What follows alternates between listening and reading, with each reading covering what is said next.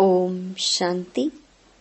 29 नवंबर 2025। बाबा के महावाक्य। मीठे बच्चे, तुम सच्चे सच्चे राज ऋषि हो।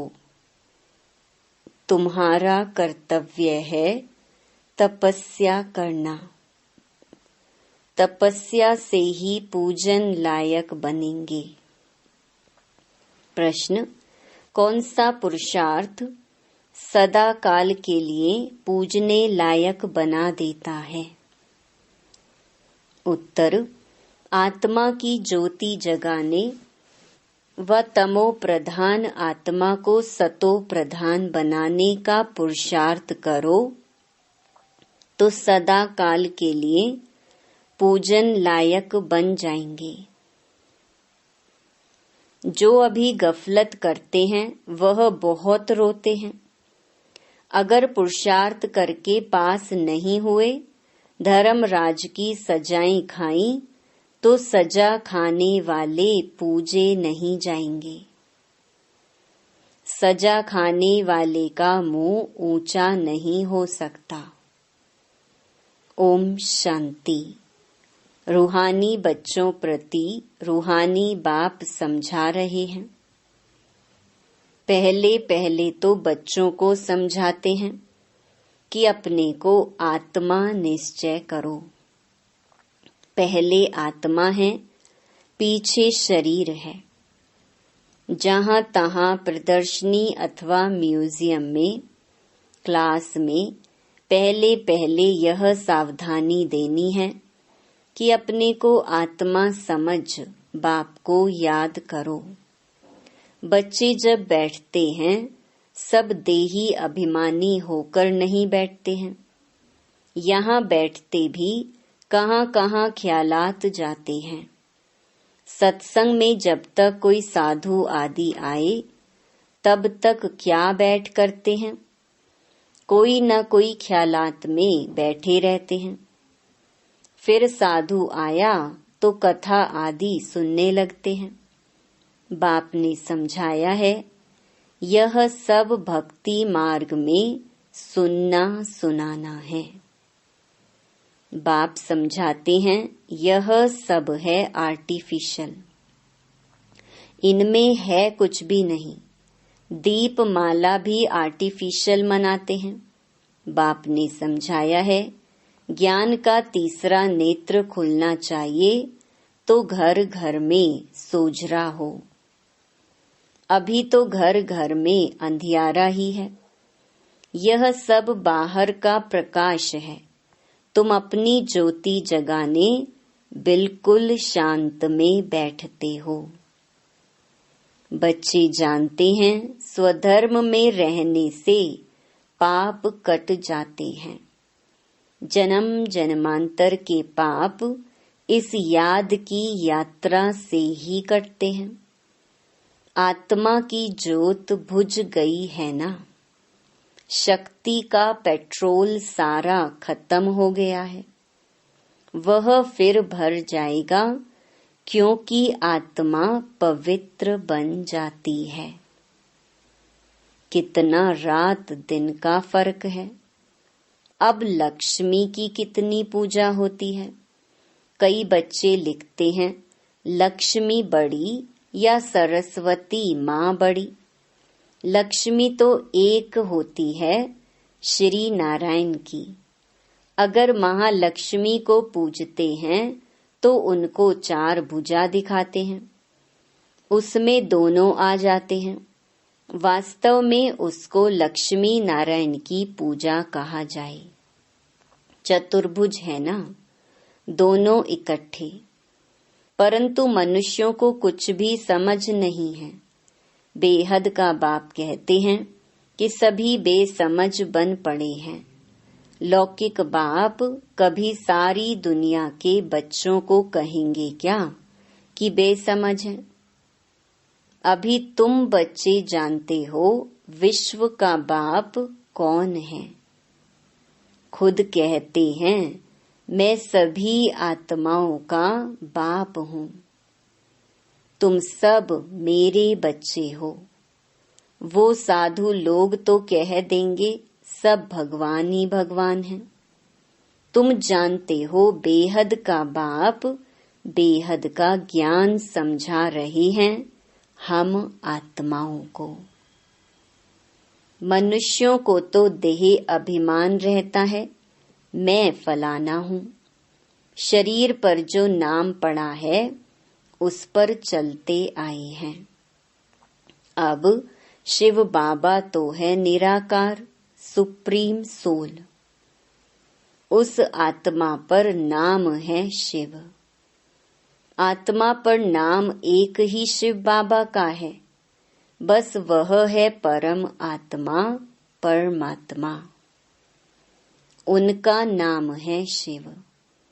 बाकी जो भी आत्माएं ढेर की ढेर हैं, उन सबके शरीरों के नाम पड़े हुए हैं। शिव बाबा यहाँ रहता नहीं है, वह तो परम धाम से आते हैं। शिव अवतरण भी है। अभी बाप ने तुमको समझाया है, सभी आत्माएं यहाँ आती हैं पार्ट बजाने। बाप का भी पार्ट है। बाप तो बहुत बड़ा काम यहाँ करते हैं। अवतार मानते हैं तो उनकी तो हॉलिडे और स्टैंप आदि होनी चाहिए। सब देशों में हॉलिडे होनी चाहिए, क्योंकि बाप तो सबका सदगति दाता है ना। उनका जन्मदिन और चले जाने का दिन, डेट आदि का भी पता नहीं पड़ सकता, क्योंकि यह तो न्यारा है ना। इसीलिए सिर्फ शिवरात्रि कह देते हैं। यह भी तुम बच्चे जानते हो, आधा कल्प है बेहद का दिन, आधा कल्प है बेहद की रात। रात पूरी होकर फिर दिन होता है, उसके बीच में बाप आते हैं। यह तो एक्यूरेट टाइम है। मनुष्य जन्मते हैं तो म्युनिसिपैलिटी में नोट करते हैं ना, फिर 6 दिन के बाद उसका नाम रखते हैं, उसको कहते हैं नामकरण। कोई छठी कहते। भाषाएं तो बहुत है ना। लक्ष्मी की पूजा करते हैं, आतिशबाजी जलाते हैं। तुम पूछ सकते हो, जो लक्ष्मी का त्योहार आप मनाते हो, यह कब तख्त पर बैठी? तख्त पर बैठने का ही कोरोनेशन मनाते हैं, उनका जन्म नहीं मनाते। लक्ष्मी का चित्र थाली में रख उनसे धन मांगते हैं, बस और कुछ नहीं। मंदिर में जाकर भल कुछ मांगेंगे, परंतु दीपमाला के दिन तो उनसे सिर्फ पैसा मांगेंगे। पैसा देती थोड़ी है। यह जैसी जैसी भावना है, अगर कोई सच्ची भावना से पूजा करते तो अल्पकाल के लिए धन मिल सकता है। यह है ही अल्पकाल का सुख। कहाँ तो स्थायी सुख भी होगा ना। स्वर्ग का तो उन्हों को पता ही नहीं है। यहाँ स्वर्ग की भेंट में कोई खड़ा हो नहीं सकता। तुम जानते हो, आधा कल्प है ज्ञान, आधा कल्प है भक्ति, फिर होता है वैराग्य। समझाया जाता है यह पुरानी छीछी दुनिया है, इसीलिए फिर नई दुनिया जरूर चाहिए। नई दुनिया वैकुंठ को कहते हैं, उसको हेवन पैराडाइज कहा जाता है। इस ड्रामा में पार्टधारी भी अविनाशी हैं। तुम बच्चों को मालूम पड़ा है कि हम आत्मा पार्ट कैसे बजाती हैं। बाबा ने समझाया है, किसको भी प्रदर्शनी आदि दिखाना है तो पहले पहले यह एम ऑब्जेक्ट समझानी है। सेकंड में जीवन मुक्ति कैसे मिलती है? जन्म मरण में तो जरूर आना ही है। तुम सीढ़ी पर बहुत अच्छी रीति समझा सकते हो। रावण राज्य में ही भक्ति शुरू होती है। सतयुग में भक्ति का नाम निशान नहीं होता। ज्ञान और भक्ति दोनों अलग अलग है ना। अभी तुमको इस पुरानी दुनिया से वैराग्य है। तुम जानते हो यह पुरानी दुनिया अब खत्म होनी है। बाप सदैव बच्चों के सुखदायी ही होते हैं। बच्चों के लिए ही बाप कितना माथा मारते हैं। बच्चों के लिए ही गुरुओं के पास जाते हैं, साधुओं के पास जाते हैं। कैसे भी करके बच्चा हो, क्योंकि समझते हैं बच्चा होगा तो उनको मिल्कियत देकर जाएंगे। बच्चा हो तो उनको हम वारिस बनाएं। तो बाप कभी बच्चों को दुख थोड़े ही देंगे। इम्पॉसिबल है। तुम मात पिता कहकर कितनी रणियां मारते रहते हैं। तो बच्चों का रूहानी बाप सबको सुख का ही रास्ता बताते हैं। सुख देने वाला एक ही बाप है। दुखहर्ता सुख करता एक रूहानी बाप है। यह विनाश भी सुख के लिए ही है, नहीं तो मुक्ति जीवन मुक्ति कैसे पाएंगे। परंतु यह भी कोई समझेंगे थोड़े ही। यहाँ तो यह हैं गरीब अबलाएं जो अपने को आत्मा निश्चय कर सकती। बाकी बड़े लोगों को देह का अभिमान इतना कड़ा पक्का हो गया है जो बात मत पूछो। बाबा बार बार समझाते हैं, तुम राज ऋषि हो। ऋषि हमेशा तपस्या करते हैं। वह तो ब्रह्म को तत्व को याद करते हैं या कोई काली आदि को भी याद करते होंगे। बहुत सन्यासी भी हैं जो काली की पूजा करते हैं, माँ काली कह पुकारते हैं। बाप कहते हैं इस समय सब विकारी हैं। काम चिता पर बैठ सब काले हुए हैं। माँ बाप बच्चे सब काले हैं। यह बेहद की बात है। सतयुग में काले होते नहीं, सब हैं गोरे। फिर कभी सांवरे बनते हैं। यह तुम बच्चों को बाप ने समझाया है। थोड़ा थोड़ा पतित होते होते अंत में बिल्कुल ही काले हो जाते हैं। बाप कहते हैं रावण ने काम चिता पर चढ़ाए बिल्कुल काला बना दिया है। अब फिर तुमको ज्ञान चिता पर चढ़ाता हूँ। आत्मा को ही पवित्र बनाना होता है। अब पतित पावन बाप आकर पावन बनने की युक्ति बताते हैं। पानी क्या युक्ति बताएंगे, परंतु तुम किसको समझाओ तो कोटों में कोई ही समझकर ऊंच पद पाते हैं। अभी तुम बाप से अपना वर्षा लेने आए हो 21 जन्मों के लिए। तुम आगे चलकर बहुत साक्षात्कार करेंगे। तुमको अपनी पढ़ाई का सब पता पड़ेगा। जो अभी गफलत करते हैं फिर बहुत रोएंगे। सजाएं भी तो बहुत होती है ना, फिर पद भी भ्रष्ट हो जाता है। मुंह ऊंचा कर नहीं सकेंगे।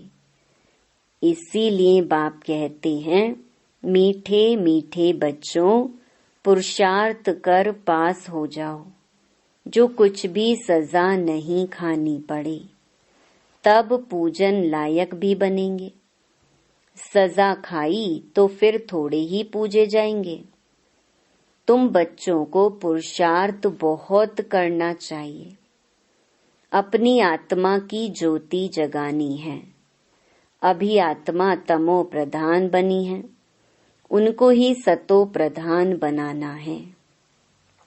आत्मा है ही बिंदी, एक सितारा है, उनका और कोई नाम रख नहीं सकते। बच्चों को समझाया है, उनका साक्षात्कार हुआ है। स्वामी विवेकानंद और रामकृष्ण परमहंस का बतलाते हैं, उसने देखा उनसे कुछ लाइट निकली, सो तो आत्मा ही निकलती है। उसने समझा वह मेरे में समा गई। अब आत्मा कोई आकर समा थोड़ी सकती है, वह तो जाकर दूसरा शरीर लेती है। पिछाड़ी में तुम बहुत देखेंगे, नाम और रूप से न्यारी कोई चीज होती नहीं। आकाश पोलार है, उनका भी नाम है। अब यह तो बच्चे समझते हैं, कल्प कल्प स्थापना जो होती आई है वह होनी ही है। हम ब्राह्मण नंबरवार पुरुषार्थ करते रहते हैं। जो सेकंड गुजरता है उसको ड्रामा ही कहा जाता है। सारी दुनिया का चक्कर फिरता रहता है। यह 5000 वर्ष का चक्कर जो मिसल फिरता रहता है, टिक टिक होती रहती है। अभी तुम मीठे मीठे बच्चों को सिर्फ बाप को ही याद करना है। चलते फिरते काम करते बाप को याद करने में ही कल्याण है। फिर माया चमाट लगा देगी। तुम हो ब्राह्मण, भ्रमरी मिसल कीड़े को आप समान ब्राह्मण बनाना है। वह भ्रमरी का तो एक दृष्टांत है। तुम हो सच्चे सच्चे ब्राह्मण। ब्राह्मणों को ही फिर देवता बनना है। इसीलिए तुम्हारा यह है पुरुषोत्तम बनने के लिए संगम युग। यहाँ तुम आते ही हो पुरुषोत्तम बनने के लिए। पहले ब्राह्मण जरूर बनना पड़े। ब्राह्मणों की चोटी है ना। तुम ब्राह्मणों को समझा सकते हो। बोलो, तुम ब्राह्मणों का तो कुल है, ब्राह्मणों की राजधानी नहीं है। तुम्हारा यह कुल किसने स्थापन किया? तुम्हारा बड़ा कौन है? फिर तुम जब समझाएंगे तो बहुत खुश होंगे। ब्राह्मणों को मान देते हैं क्योंकि वह शास्त्र आदि सुनाते हैं। पहले राखी बांधने के लिए भी ब्राह्मण जाते थे। आजकल तो बच्चियां जाती हैं। तुमको तो राखी उनको बांधनी है जो पवित्रता की प्रतिज्ञा करें। प्रतिज्ञा जरूर करनी पड़े। भारत को फिर से पावन बनाने लिए हम यह प्रतिज्ञा करते हैं। तुम भी पावन बनो, औरों को भी पावन बनाओ। और किसकी ताकत नहीं जो ऐसे कह सके। तुम जानते हो, यह अंतिम जन्म पावन बनने से हम पावन दुनिया के मालिक बनते हैं। तुम्हारा धंधा ही यह है। ऐसे मनुष्य कोई होते ही नहीं। तुमको जाकर यह कसम उठवाना है। बाप कहते हैं काम महाशत्रु है, इस पर विजय पानी है। इस पर जीत पाने से ही तुम जगत जीत बनेंगे। इन लक्ष्मी नारायण ने जरूर आगे जन्म में पुरुषार्थ किया है, तब तो ऐसा बने है ना। अभी तुम बता सकते हो किस कर्म से इनको यह पद मिला। इसमें मूंझने की तो कोई बात ही नहीं। तुमको कोई इस दीपमाला आदि की खुशी नहीं है। तुमको तो खुशी है हम बाप के बने हैं, उनसे वर्षा पाते हैं। भक्ति मार्ग में मनुष्य कितना खर्चा करते हैं, कितने नुकसान भी हो जाते हैं, आग लग जाती है, परंतु समझते नहीं। तुम जानते हो, अभी हम फिर से अपने नए घर जाने वाले हैं। चक्कर फिर हूबहू रिपीट होगा ना। यह बेहद की फिल्म है, बेहद का स्लाइड है। बेहद बाप के बने हैं तो कापारी खुशी होनी चाहिए। हम बाप से स्वर्ग का वर्षा जरूर लेंगे। बाप कहते हैं पुरुषार्थ से जो चाहिए सो लो। पुरुषार्थ तुमको जरूर करना है। पुरुषार्थ से ही तुम ऊंच बन सकते हो। यह बाबा बूढ़ा इतना ऊंच बन सकते हैं तो तुम क्यों नहीं बन सकते हो। अच्छा, मीठे मीठे सिकेलधे बच्चों प्रति माता पिता बाप दादा का याद प्यार और गुड मॉर्निंग। रूहानी बाप की रूहानी बच्चों को नमस्ते। धारणा के लिए मुख्य सार। पहला, जैसे बाप सदा बच्चों के प्रति सुखदाई हैं, ऐसे सुखदाई बनना है। सबको मुक्ति जीवन मुक्ति का रास्ता बताना है। दूसरा, देही अभिमानी बनने की तपस्या करनी है। इस पुरानी छीछी दुनिया से बेहद का वैरागी बनना है।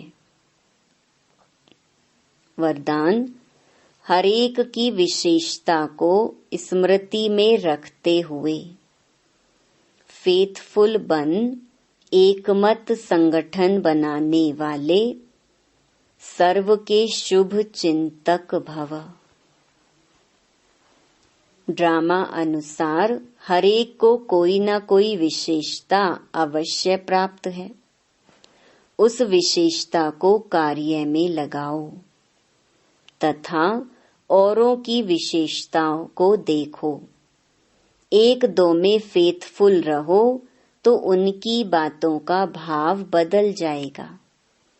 जब हरेक की विशेषता को देखेंगे तो अनेक होते भी एक दिखाई देंगे। एकमत संगठन हो जाएगा। कोई किसके ग्लानि की बात सुनाए तो उसे टेका देने के बजाय सुनाने वाले का रूप परिवर्तन कर दो, तब कहेंगे शुभ चिंतक। स्लोगन, श्रेष्ठ संकल्प का खजाना ही श्रेष्ठ प्रारब्ध व ब्राह्मण जीवन का आधार है। अव्यक्त इशारे, अशरीरी व विदेही स्थिति का अभ्यास बढ़ाओ। अगर सेकंड में विदेही बनने का अभ्यास नहीं होगा तो लास्ट घड़ी भी युद्ध में ही जाएगी। और जिस बात में कमजोर होंगे, चाहे स्वभाव में, चाहे संबंध में आने में, चाहे संकल्प शक्ति में, वृत्ति में, वायुमंडल के प्रभाव में, जिस बात में कमजोर होंगे उसी रूप में जानबूझकर भी माया लास्ट पेपर लेगी। इसीलिए विदेही बनने का अभ्यास बहुत जरूरी है। अच्छा, ओम शांति।